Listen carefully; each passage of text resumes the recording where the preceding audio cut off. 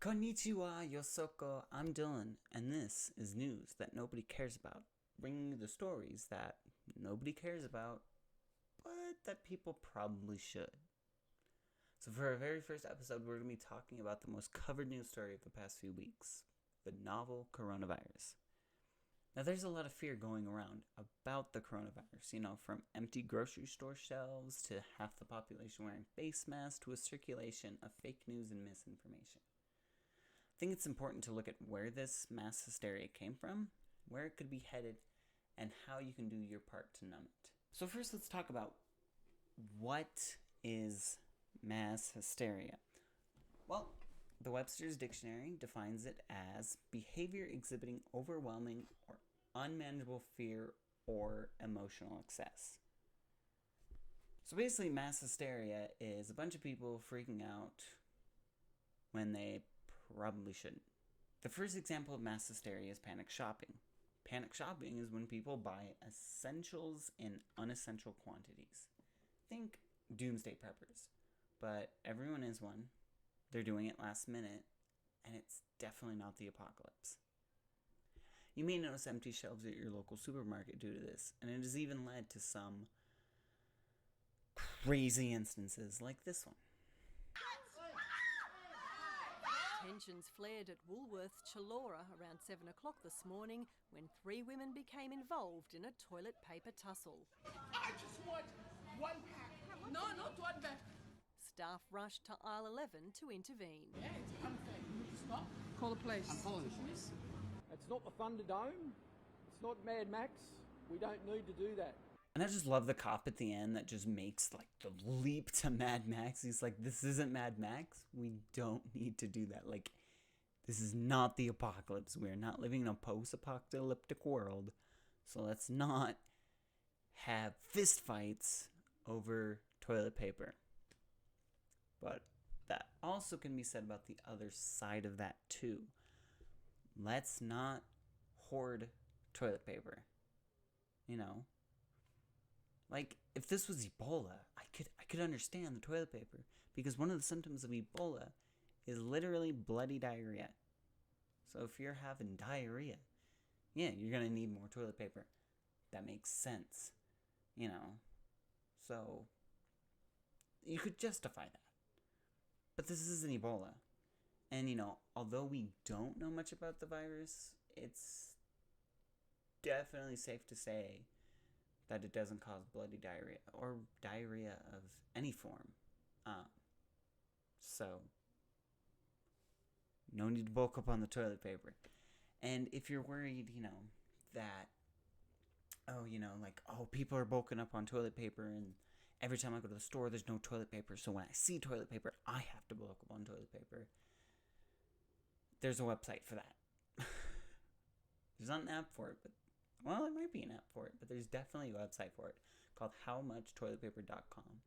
And it'll quite literally tell you how much your toilet paper supply will last based on the number of people in your household, the number of shits per day, and the length of your quarantine. So you can go in and fill it out, and it even has advanced options to number of sheets per wipe. So if you use 3 sheets per wipe and you wipe 7 times, a shit, then it'll calculate all that information for you and give you a rough estimate of how much toilet paper you're going to need for a given amount of time. Now the CDC has recommended that we need to hunker down for the next 8 weeks. So if you want to go buy bulk for 8 weeks, be my guest, because I did this. I filled it out with my family of 5.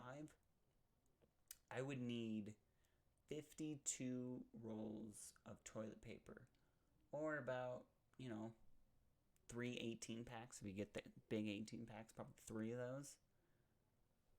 And we'll make it 8 weeks with that supply.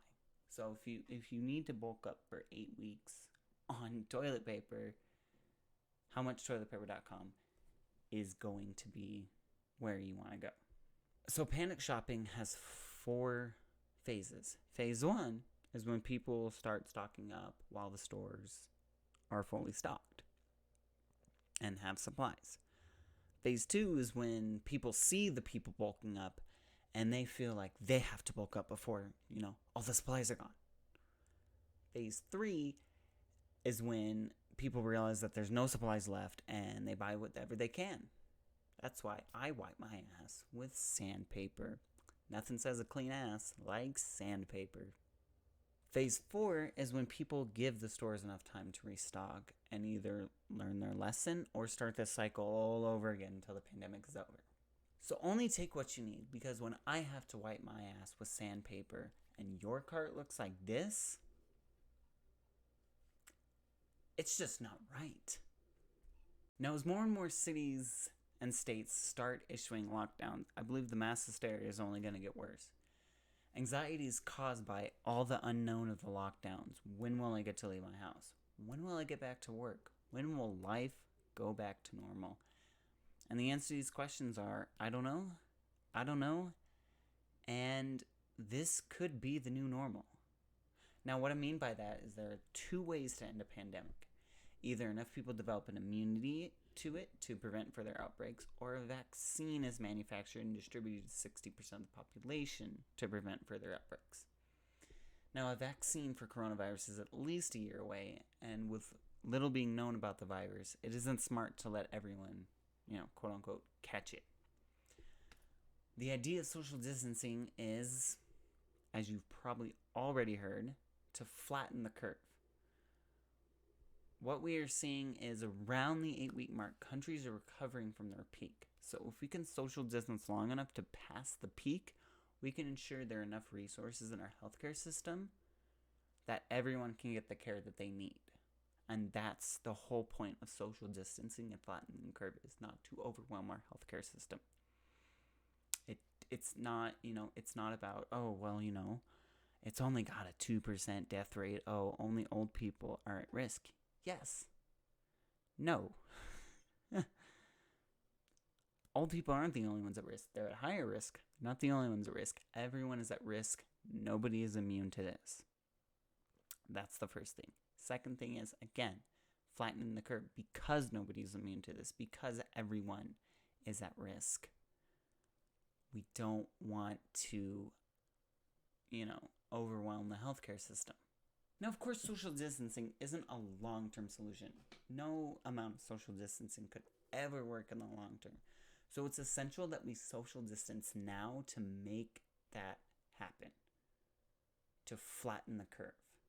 Governors and mayors are already issuing shelter-in-place laws, putting a freeze on mortgages and rent payments, and the federal government has supposedly included continuing the salaries of furloughed workers in their upcoming stimulus package. If we can all do our part and stay home as much as possible, we can beat this. But if you must go out, it is imperative you follow the CDC's guidelines and stay out of groups of 10 or more people and maintain a distance of at least 6 feet and more if possible. Also, make sure you're washing your hands frequently, especially after using the toilet and before eating. And don't just listen to me. Here is a Vietnamese PSA to help you.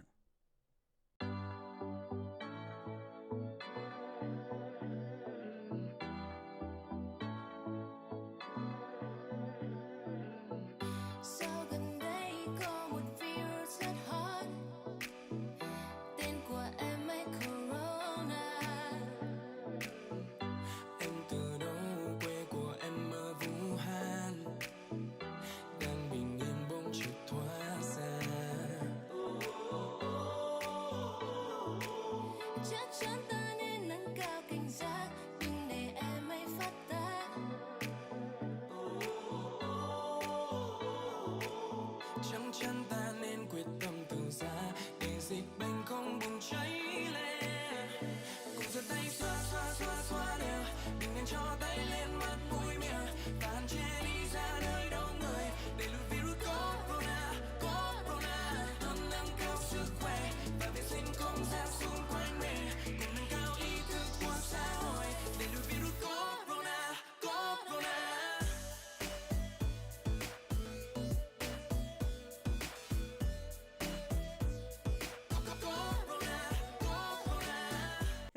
honestly my favorite song right now, and I think it gives such a great message about washing your hands. We can do this, guys.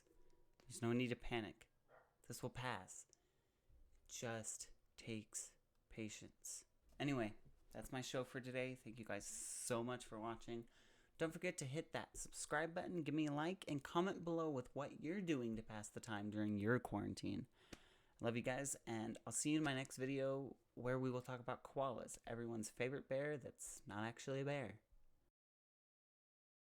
Oh, and one more thing, guys. Please follow the CDC's guidelines and listen to your local lawmakers should they order stay-at-home or shelter-in-place orders. And if you'd like to know how you can help during this time, I left a bunch of resources down below. Sayonara!